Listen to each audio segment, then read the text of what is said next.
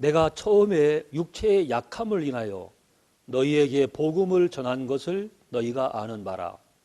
너희를 시험하는 것이 내 육체에 있으되 이것을 너희가 업신여기지도 아니하며 버리지도 아니하고 오직 나를 하나님의 천사와 같이 또는 그리스도 예수와 같이 영접하였도다.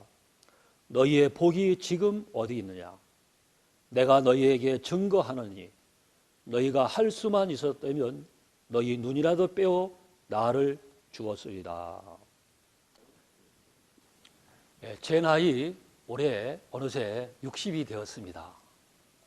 지금까지 하나님의 은혜로 이제 안경을 쓰지 아니하고 성경을 이렇게 읽고 이렇게 볼 수가 있었습니다. 그래서 나는 눈은 좀 괜찮은 편이야 라고 생각을 했는데 어느 날 대덕 수양회에 참석을 해서 늦게 숙소로 돌아갔는데 아무것도 보이지를 않는 거예요. 내가 눈은 좀 괜찮은데 왜 이렇게 안 보이지?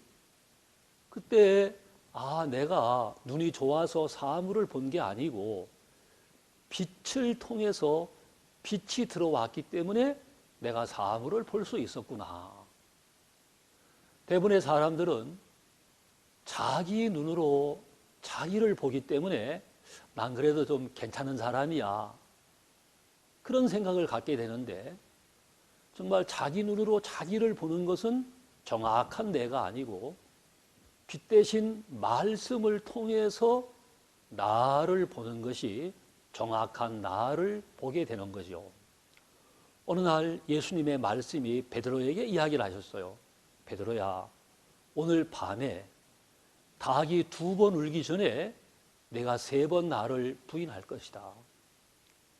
그때 베드로가 본 베드로는 아이고 선생님 무슨 말씀이십니까? 내가 주를 부인하다니요. 나는 절대로 주님을 부인하지 않습니다. 아니 심지어 내가 주님이 죽는 데까지 간다 할지라도 나는 죽음에까지 동참할 것입니다.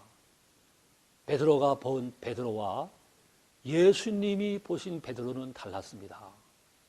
그런데 예수님 말씀대로 베드로는 주님을 1번 부인하고 2번 부인하고 3번 부인하고 급기야는 예수님을 저주하고 욕까지 하게 되더라는 거죠. 그때 닭이 울었어요. 베드로는 예수님의 말씀이 생각이 나서 심히 통곡하고 울면서 내 생각이 틀렸구나. 내 판단이 틀렸구나. 내가 본 나는 잘못된 나였구나.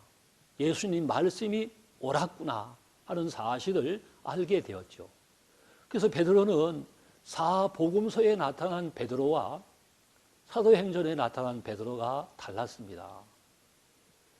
이제 우리가 이 신앙생활을 하면서 내가 보는 나와 말씀이 보는 나는 달랐습니다.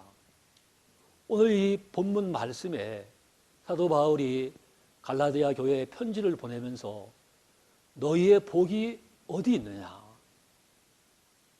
이제 그들은 자기의 눈을 다 빼어가지고 바울에게 주었다는 거죠.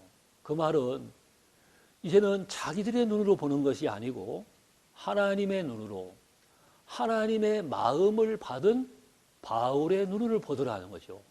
그 눈으로 교회를 보고 그 눈으로 형제자매들을 보는 눈이 달라졌더라는 거죠.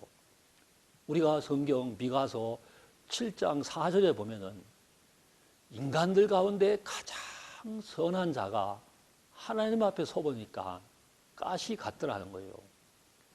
인간들 가운데 가장 정직한 자를 하나님 앞에 세워보니까 찔레 울타리보다도 더하더라는 거죠. 사람들에게 상처를 주고 고통을 주고 말더라는 거죠.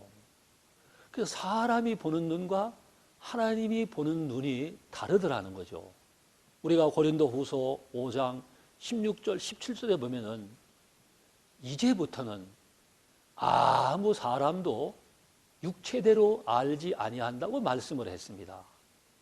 이제는 내 눈이 아닌 하나님의 눈으로 말씀의 눈으로 봤을 때 바로 그리스도 안에 있는 새로운 피조물로 보았던 것처럼 사도 바울이 육체의 연약함을 가지고 갈라디아에 와서 복음을 전할 때 갈라디아 형제자매들은 그를 자기들의 눈으로 보지 아니하고 하나님의 눈으로 봤을 때 그리스도 예수로 천사와 같이 영접을 하더라는 거죠. 우리도 이제 내 눈이 아닌 하나님의 눈으로 교회를 보고 또 영혼들을 보고 사람들을 대할 때 그게 바로 복이 될 줄을 압니다. 감사합니다.